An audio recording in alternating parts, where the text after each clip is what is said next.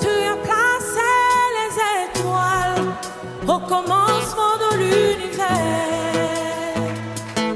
Alpha. Oh, rien ne peut être créé si tu n'as pas encore parlé. Alpha.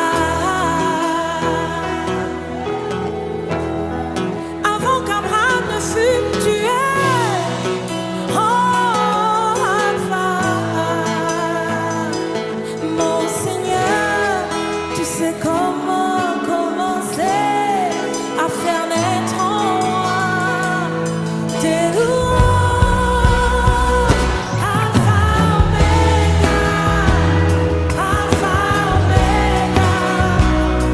Bonjour, le fidèle de Jésus-Christ, Shalom.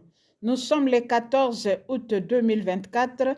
Nous sommes dans le cadre de la cité de la justice où Jésus-Christ nous amène à la crainte de l'Éternel. Oh, il est agréable et doux pour deux frères et sœurs de demeurer ensemble. C'est là où l'Éternel envoie sa bénédiction. C'est là où il nous envoie la vie pour l'éternité. Nous sommes appelés pour le salut. Et nous devons prendre le salut et prêcher cela jusqu'aux extrémités de la terre. C'est en ce moment que nous serons sauvés. Fidèles de Jésus-Christ, nous devons glorifier l'Éternel chaque jour de nos vies, car c'est lui qui renouvelle ses bontés chaque matin et sa compassion ne s'épuise jamais.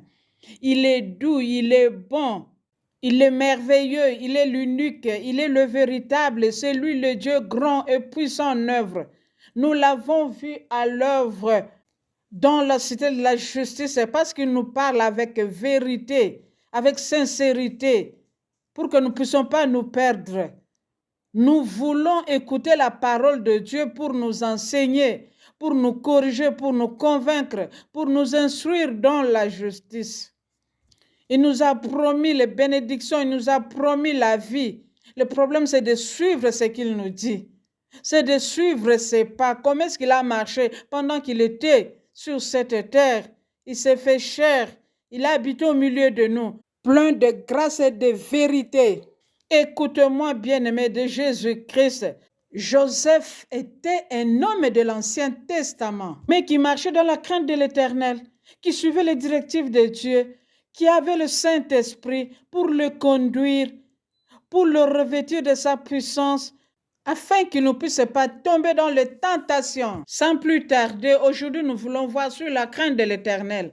Où est-ce que ça va nous amener? Quels sont les avantages lorsque tu marches dans la sincérité, dans la droiture, dans l'intégrité? Bien-aimés dans le Seigneur, nous allons prendre Psaume 112, du 1er jusqu'au 10e verset. La Bible déclare, heureux, je voudrais que tu puisses souligner heureux. Heureux l'homme qui craint l'Éternel et qui trouve un grand plaisir à ses commandements. Lorsque tu respectes les commandements de Dieu, tu as le droit de recevoir les promesses de Dieu. Quelles sont ces promesses? Premièrement, la Bible déclare, sa postérité sera puissante sur la terre.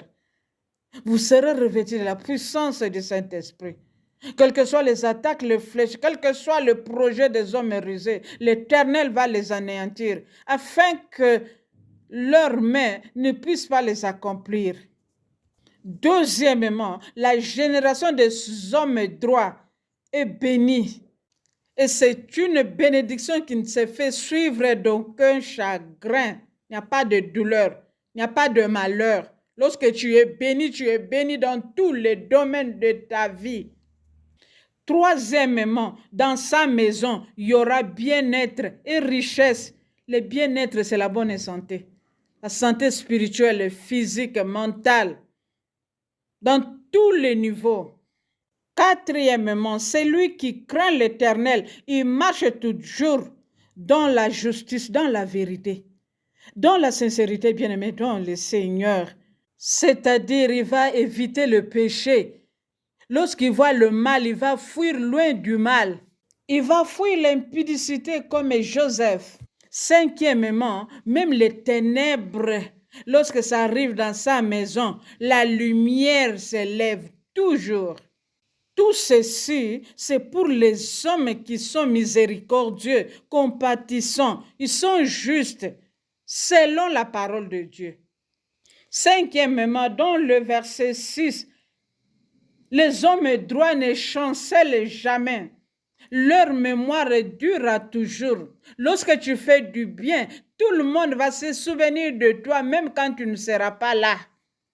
Septièmement, il ne craint pas les mauvaises nouvelles, car son cœur est affermi et enraciné dans la parole de Dieu. Il a toujours confiance à l'Éternel, car c'est lui seul la solution. Même lorsqu'il est attaqué, il est malade, il a des problèmes, il se confie toujours à l'Éternel. Parce que l'Éternel lui-même nous a dit, petits enfants, vous êtes des dieux, ne le craignez point, celui qui est en vous est plus fort que le diable qui est dans ce monde. Pour cela, même devant des situations difficiles, sa tête va s'élever très haut, car la gloire de l'Éternel est toujours avec lui. 1000 peuvent tomber à gauche, 10 000 à droite. Il ne sera pas atteint. Avec ses yeux, il va regarder la rétribution d'un méchant. C'est pourquoi dans Psaume 111, verset 5, la Bible déclare, l'Éternel donne la nourriture à tous ceux qui le craignent. Et dans le verset 10, la crainte de l'Éternel est le commencement de la sagesse. C'est le commencement de la science pour tous ceux qui l'observent. Lorsque tu marches dans la crainte de l'Éternel, tu ne seras jamais déçu. Même s'il y a la déception, l'Éternel va relever ta tête. Ami de Jésus-Christ, Joseph avait tout compris sur la crainte de l'Éternel. C'est pourquoi il ne pouvait pas faillir. Aujourd'hui, nous allons voir comment est-ce qu'il s'est réconcilié avec sa famille.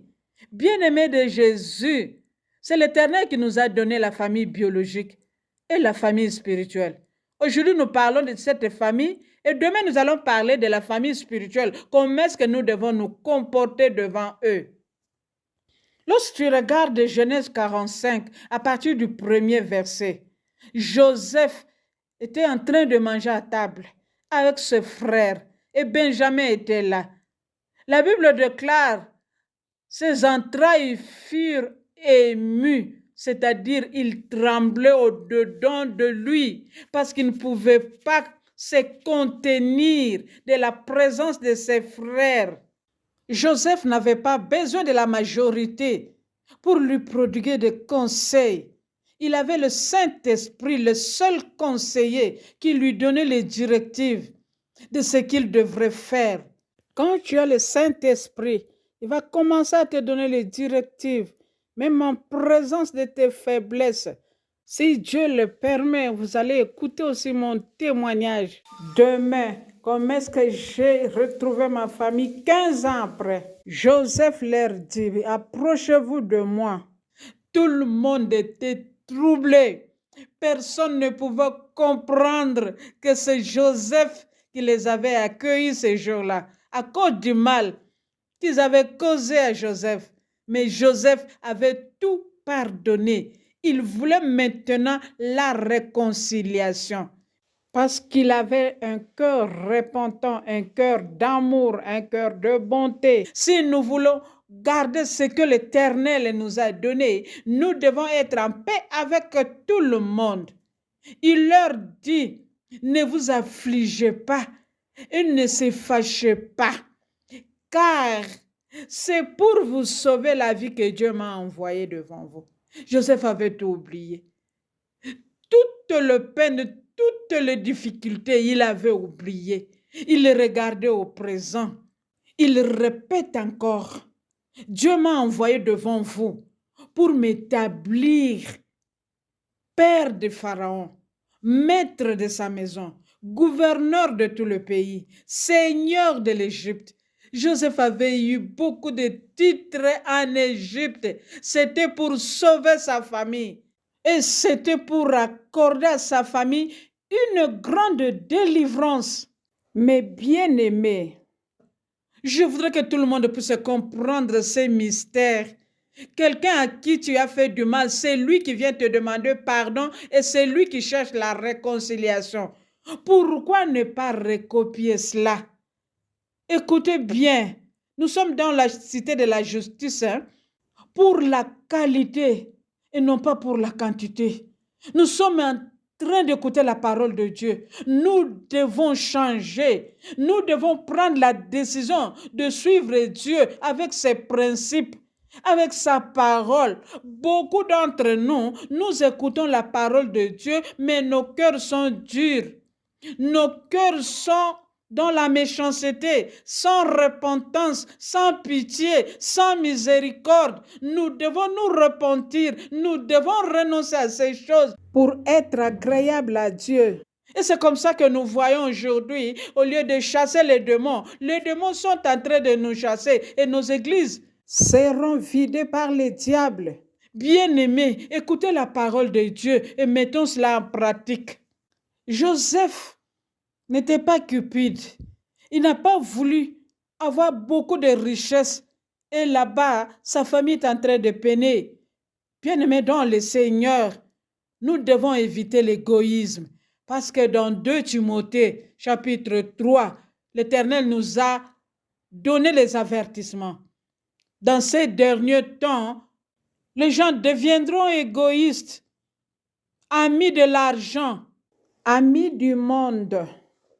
Ils aimeront le plaisir du monde plus que Dieu lui-même. Faisons attention. Dans le verset 14 de Genèse 45, Joseph se jeta au cou de Benjamin et pleura amèrement. Il va embrasser ses frères. Tous ont commencé à s'entretenir avec Joseph. Et le bruit se répandit dans la maison de Pharaon. Joseph ordonna aussi à ses frères d'aller chercher son père et toute la famille qui était restée pour habiter maintenant en Égypte, où il était devenu très riche. Il vivait dans l'abondance. Mon frère, ma soeur, où sont tes parents? Où sont nos frères et sœurs? Ce qui va m'étonner encore, Pharaon va dire à Joseph, oh, ne t'en fais pas, dis à tes frères de charger le bête pour aller à Canaan. Prenez votre père, prenez vos familles, venez auprès de moi. Je vous donnerai ce qui est de meilleur dans le pays. Même le cœur de Pharaon aimait les gens. Pourquoi toi tu n'aimes pas ton entourage? Pourquoi ton cœur n'est pas affermi? Tu es toujours dans la méchanceté, dans la haine, dans la jalousie. Tu ne veux pas que les autres progressent. Nous devons être comme Joseph. Et cela au nom de Jésus.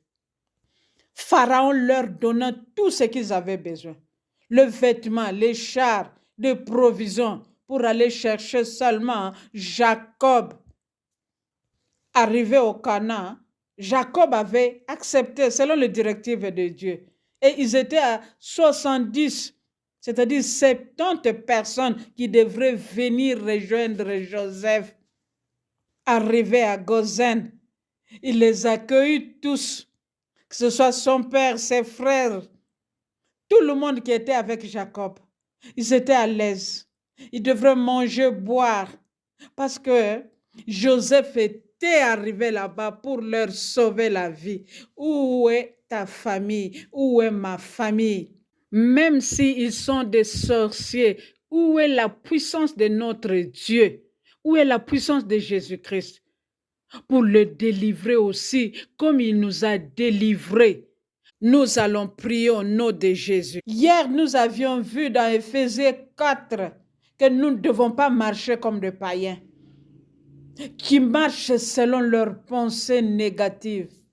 Nous devons marcher selon la vérité qui est Jésus-Christ lui-même. Dans le verset 22 d'Éphésiens 4, dépouillez-vous de la vie passée qui est le vieil homme et soyez renouvelés dans votre intelligence. La Bible déclare dans 2 Corinthiens, chapitre 5, à partir du 17e verset, lorsque nous sommes en Christ, nous sommes une nouvelle créature. Les choses anciennes doivent passer et toutes choses doivent devenir nouvelles.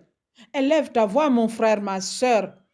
Nous allons renoncer, refuser tout ce qui est l'ancienne vie, tout ce qui est de la vie passée, que ce soit le mauvais comportement, les mauvaises habitudes, la haine, la jalousie, la cupidité, l'égoïsme, renonce, refuse au nom de Jésus, tout ce qui est des vengeances. C'est ça qui nous bloque le passage. C'est ça qui donne l'accès au diable pour venir nous manipuler, nous contrôler. Nous allons renoncer, nous allons refuser au nom de Jésus-Christ tout ce qui est des mensonges que nous utilisons pour accéder, pour aller en avant. Ça va nous faire écrouler. Nous allons renoncer aux choses du diable afin qu'il ne puisse plus régner dans nos vies, dans nos cœurs. Et cela au nom de Jésus-Christ. Renonçons au viol, au vol, à la malhonnêteté, à la corruption, à la cupidité, à la colère. Nous allons prendre la décision de ne plus revenir à ce qu'on a déjà vomi. Refuse cela, renonce à cela. L'ancienne vie qui nous poursuit même dans nos églises pour venger, pour faire du mal au prochain. Nous allons renoncer, nous allons refuser, nous allons revêtir de l'homme nouveau, afin que nous puissions marcher dans la justice, dans la sincérité, dans la sainteté que produit la vérité. Tout ce que nous allons faire, c'est pour l'édification des autres. Tout ce que nous allons faire, c'est pour communiquer la grâce aux autres. Nous n'allons plus attrister le Saint-Esprit de Dieu qui nous a scellés les jours de la rédemption. Nous devons éviter tout ce qui nuit aux autres. En conclusion, nous devons être compatissants, miséricordieux, nous pardonnant réciproquement, comme Dieu lui-même nous a pardonné en Christ. Aujourd'hui, nous sommes appelés justice de Dieu à cause de la réconciliation. Nos puissants merveilles de Jésus-Christ. Shalom. Merci Seigneur Jésus-Christ.